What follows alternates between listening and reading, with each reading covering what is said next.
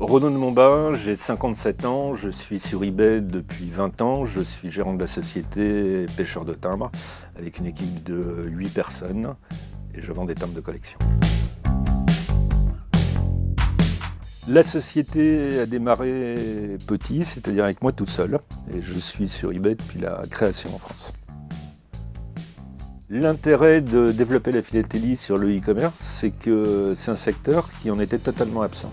Et donc porter quelque chose qui est presque le synonyme d'une collection historique sur ce qui se fait de plus moderne comme vecteur de vente, je trouvais ça intéressant. Et la preuve, c'est que ça marche. Le marché du timbre, contrairement à ce qu'on pourrait croire, est un marché en développement. On ne met pas en vente sur eBay un seul lot qu'on ne voudrait pas avoir dans nos collections personnelles. Moi, quand j'ai constitué l'équipe, je n'ai pas engagé de professionnels, j'ai engagé des collectionneurs. Je pense qu'on ne peut pas vendre un produit qu'on n'aime pas. On veut que le client, quel que soit le montant de ses achats, un client qui achète un lot à 10 € ou un client qui achète un lot à 1000 € sera traité de la même façon chez nous. Il n'y a pas de différentiel. Et on veut absolument que l'entrée dans la boutique, si je puis dire, reste à 20 $ pour que tout le monde puisse y avoir accès.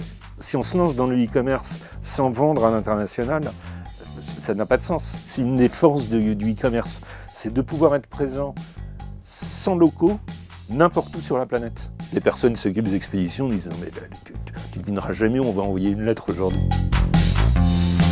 J'utilise tous les outils vendeurs qui sont mis à ma disposition sur eBay. Je regarde le prix moyen des lots, je regardais quand on était en enchère et en prix fixe la répartition par format. Je regarde ce qui se vend, à quel prix. Plus il y a de graphiques, plus il y a de choses dans tous les sens, plus c'est complet, plus je suis content. Quand on commence à avoir 1000 lots mis en ligne par semaine, il vaut mieux s'appuyer sur des graphiques. Il y a une chose, on va avoir du mal à me croire, que je regarde plus souvent le soir que le chiffre d'affaires, ce sont les évaluations. On en a 44 000 aujourd'hui. Et vraiment, les acheteurs se creusent la tête pour mettre des évaluations extrêmement sympathiques, pour lesquelles je fais souvent des copier-coller pour les envoyer en mail général à l'équipe pour que tout le monde partage. Si je pouvais donner des conseils à un vendeur, c'est de poser dans sa tête et même sur le papier sa stratégie de vente. C'est-à-dire pas s'éparpiller tout de suite, commencer sur quelque chose de très précis, d'essayer d'être le plus performant et le plus fort possible dans ce domaine-là, et après s'étendre au fur et à mesure. Un autre conseil que je donnerais, c'est vous vous placez dans la position de l'acheteur lambda, vous essayez d'acheter ce que vous allez vendre, et vous regardez où se situent en prix vos futurs concurrents, ceux que vous allez affronter sur eBay.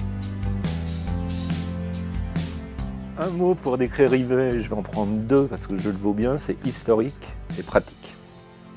Ne manquez pas nos prochains conseils, abonnez-vous à notre chaîne YouTube et cliquez sur l'icône de la cloche pour activer les notifications.